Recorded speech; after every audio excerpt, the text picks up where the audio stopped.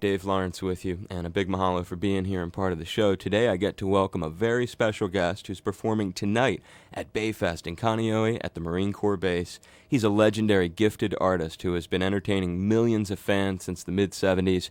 He's part of one of rock's great musical families. I am extremely proud to welcome to my show the one and only Donnie Van Zant of 38 Special. Aloha, Donnie. Well, how you doing, sir? Thank you so much for taking a few minutes. I hope I can get my hat back on after that introduction. Well, it's just not every day you get to talk to, one of the Van Zant brothers, and being me, it means a great deal. So thanks, well, dude. Thank you so much for that introduction there, man. You're quite welcome. And how much experience, one thing I'm always curious with folks like you, I was imported from Boston 4 years ago, so I'm always curious how much experience you have with Hawaii. You know what, brother, I was actually just sitting here trying to think about when the last time I was there. And we actually stayed at the North Shore out there. Okay. And I guess it's been about 10 years. Did you stay up at Turtle Bay? Is that where you stayed? Yeah, that's where we stayed at. Exactly. Exactly. And had a great time there. I actually met my wife there. Oh, wow. And 38 had played there, and met her there. She was over there with a friend, and met her, and ended up getting married. And ended up getting married to her about 3 years later. So you've got a huge connection to Oahu. I sure do, brother. I sure do. Oh, that's gigantic, man. And have you been here since together as like a? Sure haven't. And so I'm really looking forward to coming back and just playing for y'all, man. It's gonna be a good time there. I promise you that. Oh, I'm sure it will be. And you know what's ironic is last July 4th, exactly 1 year ago, it was your brother Johnny and Skinner here. You know that? That's right. Johnny was telling me about it. So they had a fantastic time.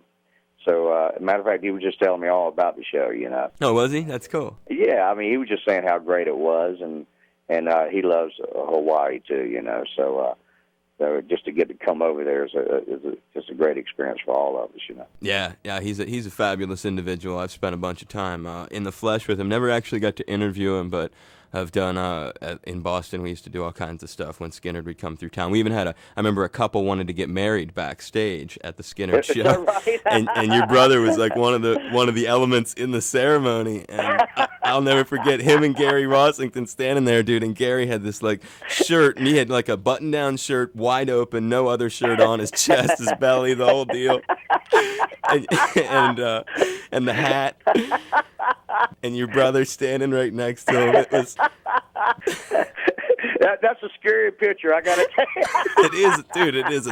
It's locked in my mind. It's like whenever I think of Johnny Van Zant, I have this crazy image of standing around backstage, and this couple. But he was a good sport, and I think it's great that you guys, after all these years of being the musical cats that you are on your own, you came together to do Van Zant. What was the thing that made you look at each other and say, hey, we could do a different thing together? You know what, brother? I think it was just that, we were actually raised. My dad was a truck driver, and my mother worked at a Dunkin' Donut shop. And I'm sorry to say, when your dad's a truck driver, most of the time you're going to be listening to country music.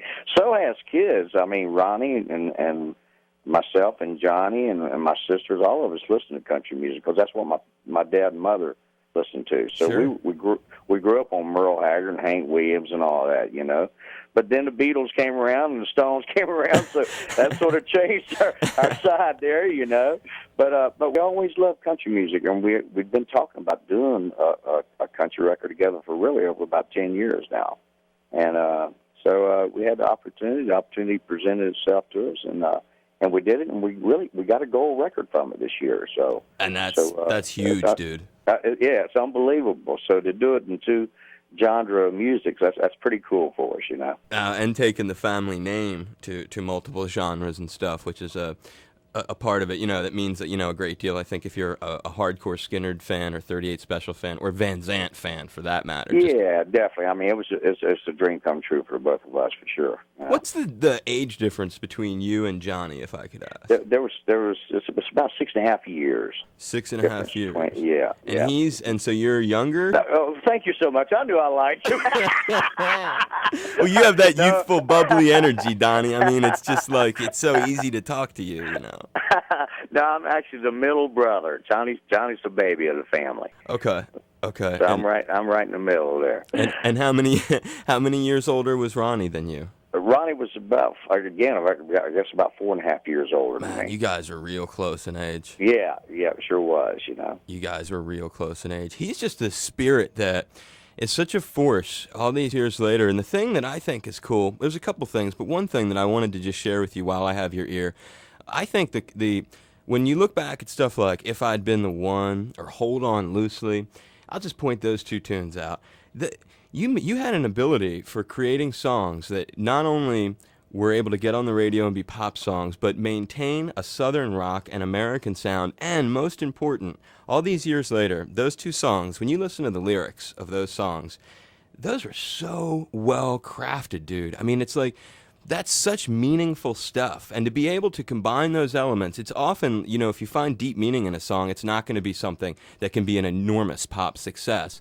But you've been able to, at least in those couple of songs, all these years later, when I hear them, the sort of nostalgia and the vibe of the message, it's they're just as fresh as they ever were. And you're to be commended for being able to weave together that element of meaningfulness into a pop song. Thank you so much. I wish I could take all the credit, but there was Don Barnes there, and Jeff Carlisi, and Jim Peter too, and myself, and got him Larry Steele, so a lot of collaboration there on songwriting and all that. But I thank you very much for that. It's a great compliment, and you're right. I mean, them songs. I mean, a lot of people ask us, do you get tired of playing them songs such as what you just said, Hold On Loosely, and If I'd Have Been the One, and all that, and. You know what, brother? No, I mean, it's just unbelievable. Sometimes I feel like Don and myself, the crowds are so vocal that we don't even have to sing, because they're so loud, and they know every word to all the songs. So it's been cool, brother. I got to tell you. Well, it's a testament. They know that the crowd knowing the words and being able to give you that vibe, and I'm sure you get a sense of energy because I can tell in your voice that when you play those songs, what I said, it's true because you feel it when you're out performing. You get an example of what I just said by feeling it from the crowd, a way that I never could, because you're the cat in the band, Thank you, man.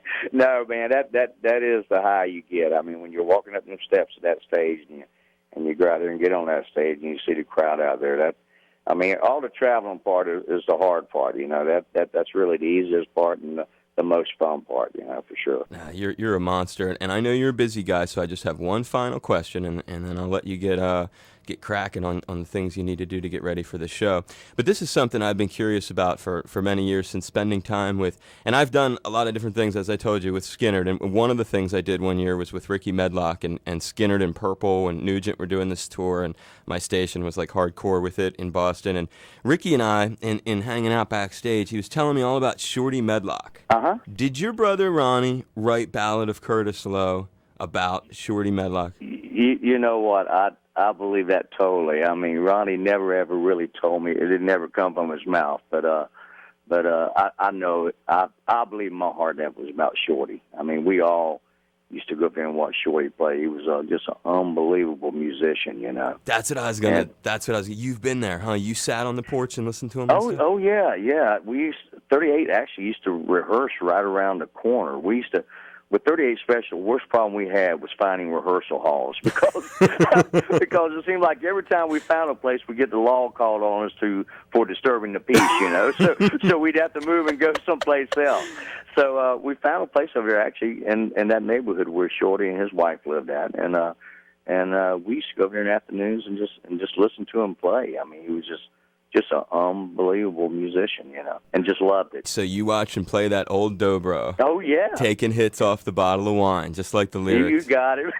I mean, dude, that's an epic, I've every nuance of that song is like that's like a book in my life. So, and when Ricky and I were hanging, Ricky's a fast talker, and he blurted the whole thing out about that, and it just kind of went by me. I wasn't able to like soak in it at the moment and go, wait a minute, right. You know what I mean?